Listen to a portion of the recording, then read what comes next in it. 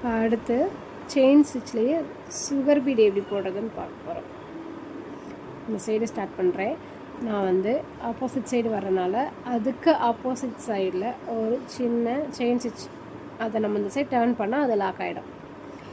இப்போது இதில் இப்படி எடுத்து நடு சென்டர் விரல் இருக்குது பார்த்தீங்களா, அதை வந்து வச்சு இந்த பீடை வந்து நீங்கள் லாக் பண்ணி கையில் பிடிச்சிக்கணும்.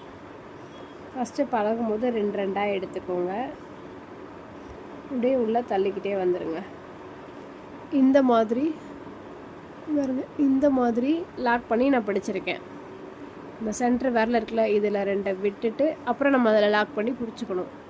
இதில் இப்போ 2 நான் விடுறேன், பிடிச்சிக்கிட்டேன். இந்த மாதிரி தான் பண்ணணும். எடுக்கும்போது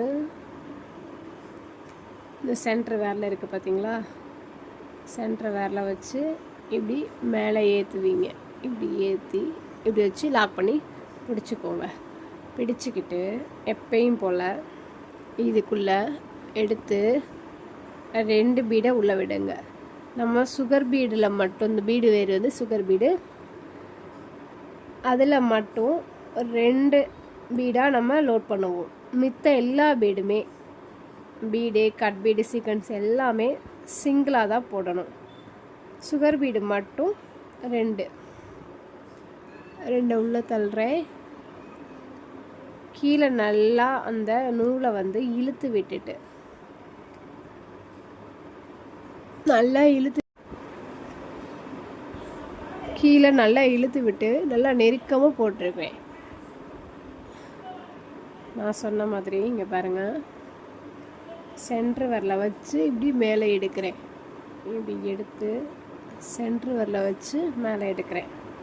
ஃபஸ்ட்டு பழகிற வரைக்கும் நீங்கள் 2 எடுத்துக்கோங்க. ஏன்னா மித்ததை 2 விடும்போது அடுத்து உங்களுக்கு தொடர்ந்து கீழே விழுந்துடும்.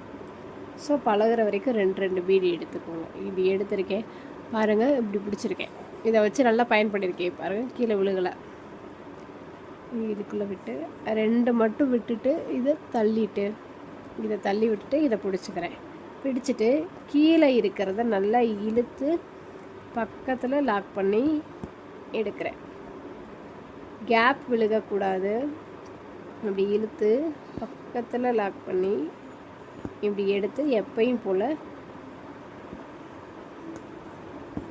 செயின் ஸ்டிச் போட்டுறணும். பீடு சின்னது, இந்த இடத்துல ஒரு பீடு சின்னதாக இருக்குது. ஸோ அதனால் அந்த இடத்துல ஒரு சின்ன கேப் தெரியுது. பீடு எப்படி இருக்கோ அதை பொறுத்து தான் உங்களுக்கு மாறும்.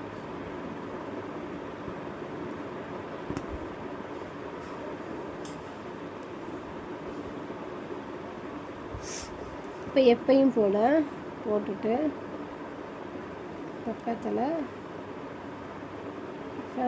எண்ணாட் போட போகிறோம். ஸோ இதை வெளியே எடுக்கிறேன். ஒரு பீடு இருக்குது, அந்த பீடை விட்டு வெளியே எடுத்துட்டு இதை இப்படி திருப்பி இதை இப்படி பிடிச்சி இப்படி கீழே இழுத்துட்டிங்க அப்படின்னா லாக் ஆகிடும்.